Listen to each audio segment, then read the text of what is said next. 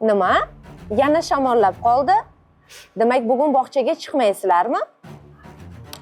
Sizning ham farzandingiz kuz, qish mavsumida tez-tez shamollab bog'chaga bora olmayaptimi? Assalomu alaykum, hurmatli ota-onalar. Bugun sizlar bilan farzandingizni tez-tez shamollashini oldini olish uchun 7 ta maslahatni berib o'tamiz. Birinchisi bu kiyinish tartibi. Ko'pchilik ota-onalarimiz farzandlarini yengil kiyinganida yoki bo'lmasam cho'milganida tez-tez shamollaydi deb noto'g'ri fikrlashadi.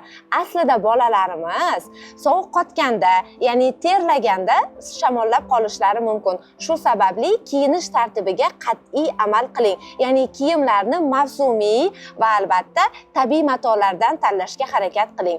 Ikkinchi maslahat bu ovqatlanish tartibi. Albatta ovqatlanish ratsionida sitrus mevalar, chesnok, piyoz, limon, choy, har xil damlamalar va qolaversa sut va sut mahsulotlari va undan tashqari go'sht mahsulotlarini ham unutmang.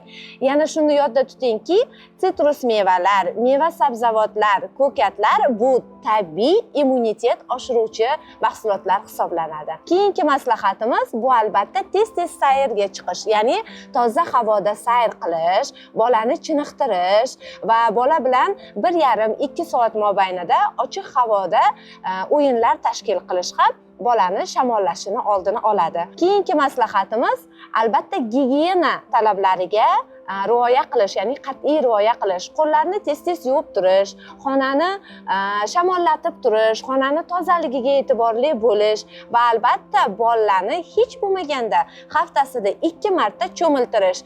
Va ko'pchilik shu yerda aytib o'tishim kerak, ota-onalar o'ylashadiki, agar farzandimiz bassenda qish mavsumida cho'milsa, shamollab qoladi deb. Lekin qat'iy qonun qoidalariga deylik amal qilgan holda cho'milgan bolalarimizda shamollash emas, aksincha tanasini chiniqishi kuzatiladi. Keyingisi to'g'ri tuzilgan kun tartibi va kun tartibiga muntazam ravishda amal qilib borish. Ya'ni bir vaqtda ovqatlanish, bir vaqtda uyqu soatlari va bir vaqtda sayrni tashkil qilish. Keyingi maslahatimiz bu albatta farzandlarimizni o'z navbatida pediatr shifokor ko'rigidan o'tkazib turish, hatto bunga ehtiyoj sezilmagan holatlarda ham uni ko'rsatmalariga amal qilish va bolani chiniqtiradigan, ya'ni immunitetini oshiradigan vitaminlarni qabul qilish ham maqsadga muvofiq. Keyingisi va eng asosiy maslahatimiz, ko'pchilik ota-onalarimiz bog'chadan olib qolgan holatlarda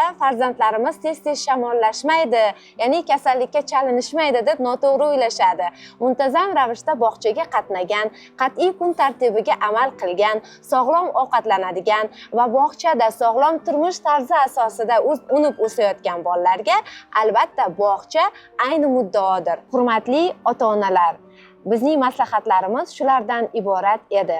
Keyingi video roliklarimizda esa 2 yoshdan 6 yoshgacha bo'lgan farzandlarimizni to'g'ri taomlanish tartibi va taomnomani to'g'ri tuzish borasida maslahatlarimizni berib o'tamiz.